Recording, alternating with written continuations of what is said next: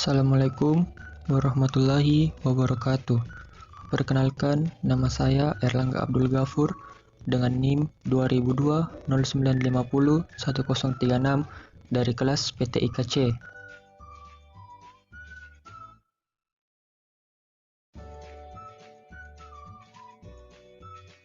Di sini saya akan menjelaskan tentang pengenalan teknologi informasi. Ada beberapa pembahasan yang akan saya bahas. Yang pertama adalah definisi sistem informasi. Ada beragam definisi sistem informasi yang dikemukakan oleh beberapa ahli, yaitu yang pertama. Menurut Gelinas, Oram, dan Wiggins pada tahun 1990, mereka mengatakan bahwa sistem informasi adalah suatu sistem buatan manusia yang secara umum terdiri atas sekumpulan komponen berbasis komputer dan manual yang dibuat untuk menghimpun, menyimpan, dan mengelola data, serta menyediakan informasi keluaran kepada pemakai. Yang kedua, menurut Wilkinson pada tahun 1992, Wilkinson mengatakan bahwa sistem informasi adalah kerangka kerja yang mengkoordinasikan sumber daya manusia, yaitu manusia dan komputer, untuk mengubah masukan atau input menjadi keluaran atau informasi, guna mencapai sasaran-sasaran perusahaan. Yang ketiga, menurut Alter pada tahun 1992, ia mengatakan bahwa kombinasi antara prosedur kerja informasi, orang, dan teknologi informasi yang diorganisasikan untuk mencapai tujuan dalam sebuah organisasi merupakan adalah sistem informasi.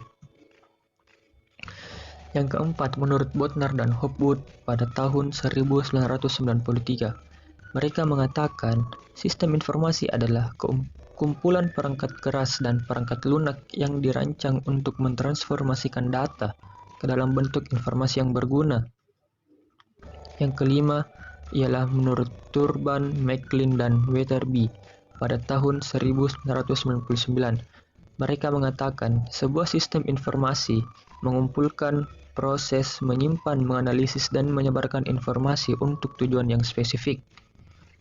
Dan yang terakhir menurut Hall pada tahun 2001, Hall mengatakan bahwa sistem informasi adalah sebuah rangkaian prosedur formal di mana data dikelompokkan, diproses menjadi informasi, dan didistribusikan kepada pemakai.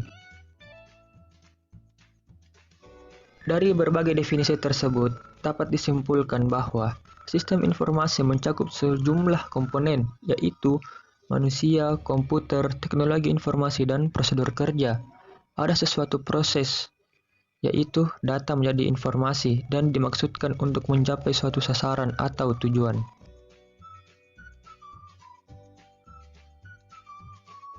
Bahasan selanjutnya adalah teknologi informasi. Istilah teknologi informasi atau information technology atau yang disingkat menjadi IT mulai populer di akhir dekade 70-an. Pada masa sebelumnya, istilah teknologi komputer atau pengolahan data elektronis atau PDE atau Electronic Data Processing yang disingkat menjadi EDP lebih dikenal. Istilah teknologi sistem informasi disingkat menjadi TSI atau Information System Technology atau IST juga menunjukkan ke teknologi yang digunakan oleh sistem informasi. Istilah teknologi sistem informasi mempunyai arti yang mirip dengan teknologi informasi atau Information Technology (IT). Sistem komputer juga merupakan teknologi informasi yang digunakan di sistem informasi. Teknologi informasi dapat berupa teknologi apapun yang dapat menghasilkan informasi, termasuk teknologi komputer dan teknologi telekomunikasi.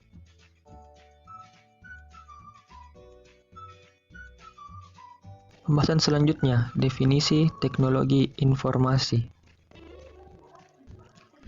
Teknologi informasi dan komunikasi, atau yang disingkat menjadi TIK, sebagai bagian dari ilmu pengetahuan dan teknologi, atau IPTEK, secara umum adalah semua yang teknologi berhubungan dengan pengambilan, pengumpulan atau akuisisi, pengolahan, penyimpanan, penyebaran, dan penyajian informasi. Tercakup dalam definisi tersebut adalah semua perangkat keras, perangkat lunak, kandungan isi, dan infrastruktur komputer maupun telekomunikasi. Istilah TIC atau ICT, Information and Communication Technology, atau yang dikenal di negara Asia berbahasa Inggris disebut sebagai Infocom, muncul setelah berpadunya teknologi komputer, baik perangkat keras maupun perangkat lunaknya, dan teknologi komunikasi sebagai sarana penyebaran informasi pada paruh kedua abad ke-20. Yang selanjutnya adalah peranan teknologi informasi. Peranan teknologi informasi pada aktivitas manusia pada saat ini memang begitu besar. Teknologi informasi telah menjadi fasilitator utama bagi kegiatan-kegiatan bisnis, memberikan andil besar terhadap perubahan-perubahan yang mendasar pada struktur, operasi, dan manajemen organisasi. Berkat teknologi ini, berbagai kemudahan dapat dirasakan oleh manusia. Contoh hasil penerapan teknologi informasi yaitu pengambilan uang melalui ATM atau anjungan tunai mandiri, transaksi melalui internet yang dikenal dengan e-commerce, atau perdagangan elektronik, transfer uang melalui fasilitas e-banking yang dapat dilakukan dari rumah, dan lain-lain.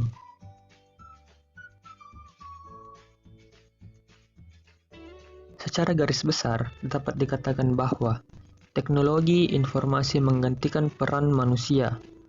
Dalam hal ini, teknologi informasi melakukan otomasi terhadap suatu tugas atau proses. Yang kedua, teknologi memperkuat peran manusia.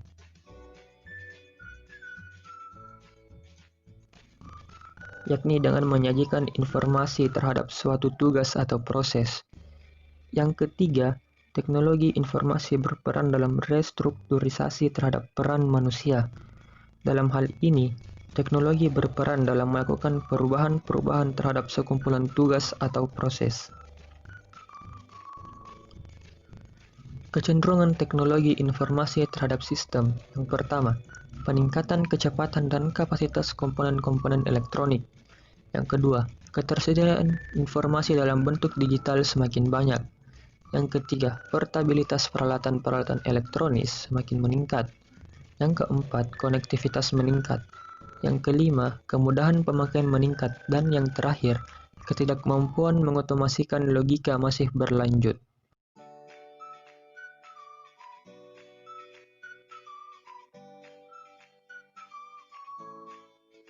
Selanjutnya adalah perkembangan TIC. Perkembangan TIC dimulai pada temuan telepon oleh Alexander Graham Bell pada tahun 1875. Temuan ini kemudian ditindaklanjuti dengan penggelaran jaringan komunikasi dengan kabel yang melilit seluruh daratan Amerika. Bahkan, kemudian diikuti pemasangan kabel komunikasi transatlantik. Inilah infrastruktur masif pertama yang dibangun manusia untuk komunikasi global. Memasuki abad ke-20, tepatnya antara tahun 1910 sampai 1920, terrealisasi transmisi suara tanpa kabel melalui siaran radio AM yang pertama. Komunikasi suara tanpa kabel segera berkembang pesat dan kemudian bahkan diikuti pula oleh transmisi audiovisual tanpa kabel yang berwujud siaran televisi pada tahun 1940-an. Komputer elektronik pertama beroperasi pada tahun 1943 yang kemudian diikuti oleh tahapan miniaturisasi komponen elektronik melalui penemuan transistor pada tahun 1947 dan rangkaian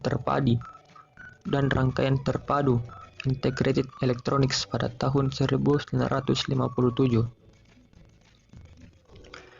Digitalisasi perangkat telekomunikasi kemudian berkonvergensi dengan perangkat komputer yang dari awal merupakan perangkat yang mengadopsi teknologi digital.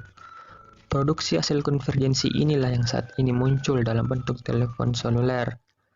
Di atas infrastruktur telekomunikasi dan komputasi inilah kandungan isi atau konten berupa multimedia mendapatkan tempat yang tepat untuk berkembang. Konvergensi telekomunikasi, komputasi, dan multimedia inilah yang menjadi ciri abad ke-21, sebagaimana abad ke-18 dicirikan oleh revolusi industri. Bila revolusi industri menjadikan mesin-mesin sebagai pengganti otot manusia, maka revolusi digital menciptakan mesin-mesin yang mengganti atau setidaknya meningkatkan kemampuan otak manusia. Indonesia pernah menggunakan istilah telematika atau telematics untuk maksud yang kurang lebih sama dengan TIC yang kita kenal saat ini. Encarta Dictionary mendeskripsikan telematik sebagai telecommunication and informatics. Meskipun sebelumnya kata itu bermakna science of data transmission, kemungkinan untuk melayani pembelajaran yang tak terkendala waktu dan tempat juga difasilitasi oleh TIC. Sejalan dengan itu, mulailah bermunculan berbagai jargon berawalan E, yaitu e-book, e-learning, e-laboratory, e-education, dan e-library.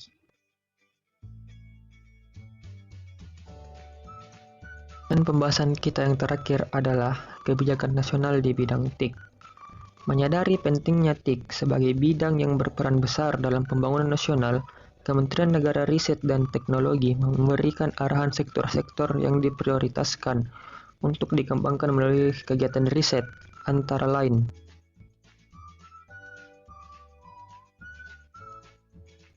riset yang pertama ialah infrastruktur informasi. Infrastruktur informasi terdiri atas beberapa aspek yang seluruhnya harus dibangun secara paralel dan saling menunjang. Aspek yang pertama adalah jaringan fisik yang berfungsi sebagai jalan raya informasi baik pada tingkat jaringan tulang punggung maupun tingkat akses pelanggan.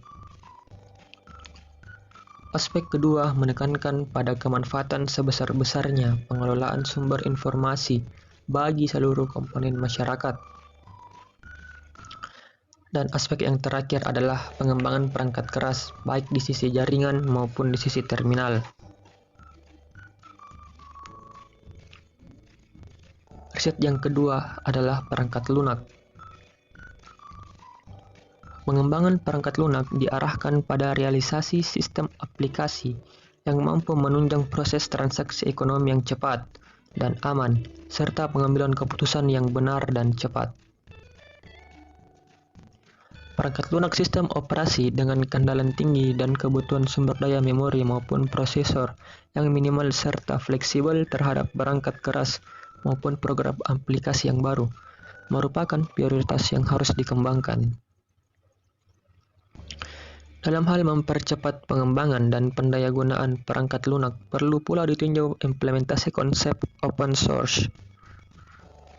Penerapan konsep open source ini diharapkan mampu menggalakkan industri perangkat lunak dengan partisipasi seluruh lapisan masyarakat tanpa melakukan pelanggaran hak cipta.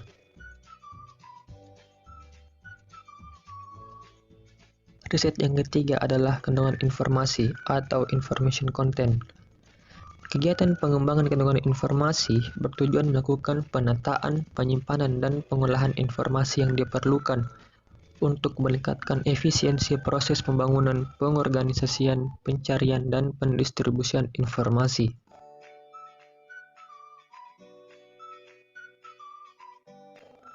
Kegiatan riset dan pengembangan kandungan informasi diawali dengan pemetaan berbagai potensi dan informasi nasional beserta pemodelan proses information retrieval.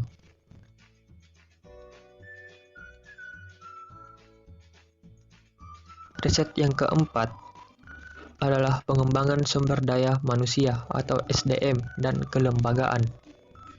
Dalam pengembangan sumber daya manusia diperlukan upaya peningkatan kemandirian dan keunggulan, yang salah satunya adalah dengan mengembangkan sistem pendidikan dan pelatihan untuk membentuk keahlian dan keterampilan masyarakat dan penelitian dalam bidang teknologi yang strategis, serta mengantisipasi timbulnya kesenjangan keahlian sebagai akibat kemajuan teknologi, khususnya teknologi informasi dan komunikasi.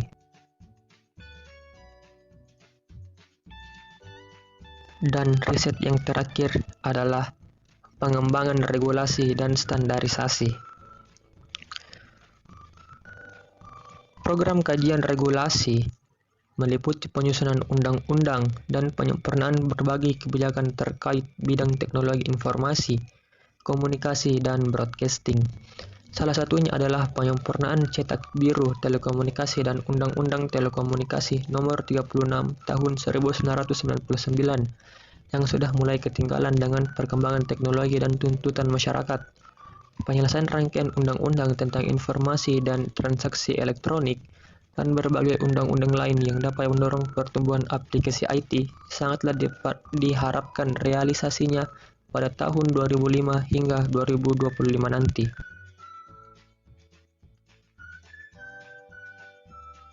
Jadi, itulah beberapa penjelasan mengenai pengenalan teknologi informasi. Semoga penjelasan saya tersebut dapat dimengerti dan dipahami. Dan mohon maaf apabila terdapat kesalahan bahasa dan perkataan. Sekian dan terima kasih. Wassalamualaikum warahmatullahi wabarakatuh.